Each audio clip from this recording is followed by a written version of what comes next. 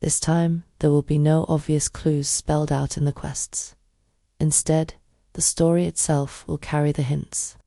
If you want to uncover the truth, you'll need to pay attention and connect the pieces yourself. The answers are hidden in the story, not handed to you directly. This is the only time you'll get this message. So take it to heart and keep it in your important folder.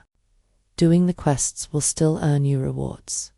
And that's the most important part. But this time, the clues aren't written out. They're hidden in the stories themselves.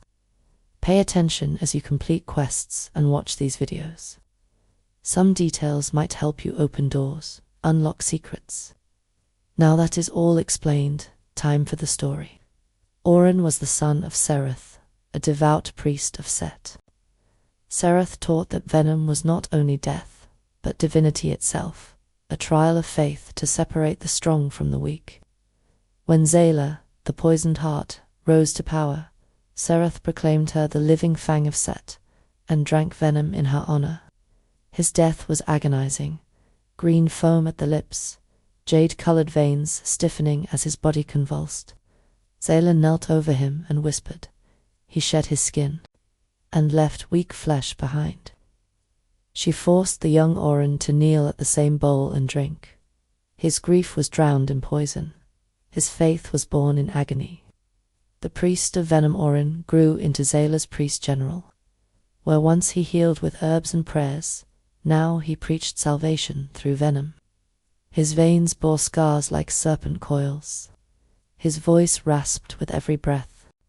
He declared that death by poison was mercy, and survival through it was destiny. The serpents named him the Shattered Fang, a man broken by loss, remade by venom. The daughter's rebellion before his devotion hardened.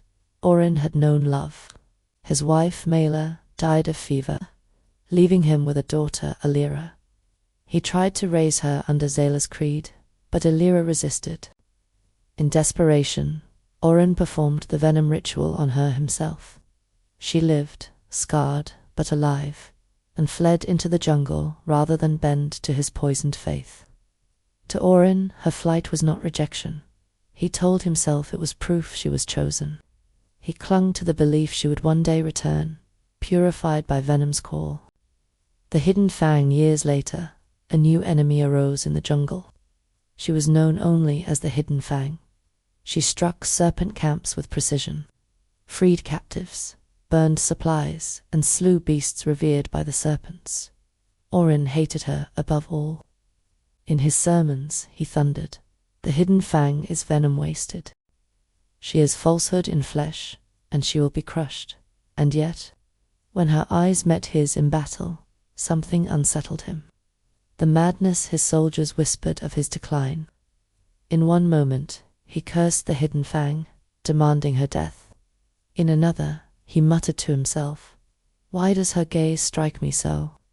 Why does her hatred weigh heavier than a blade?" At night, he dreamed of voices calling to him, soft, familiar, pleading. But when he awoke, all he saw was the Hidden Fang tearing through his faithful. He could not explain the unease in his chest. He could not name the sorrow in her eyes.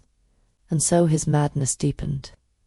The rift among the serpents, the other generals began to question him. Kellen dismissed the Hidden Fang as a scout, nothing more. Syra whispered that her strikes were too precise, too personal, to be chance. Vera mocked him, claiming venom had finally broken his mind. Only Miras defended him, vowing, "If she haunts you, Father Fang, I will bring her head to your feet." But still, the Hidden Fang escaped every snare. The endless hunt. Now Orrin wages war, not just against kingdoms, but against a shadow. Every sermon burns with venom, but his voice trembles with sleeplessness. His soldiers fear her, but he fears something deeper, a sorrow he cannot understand. The more he pursues her, the more she haunts him. The more he pursues her, the more she haunts him.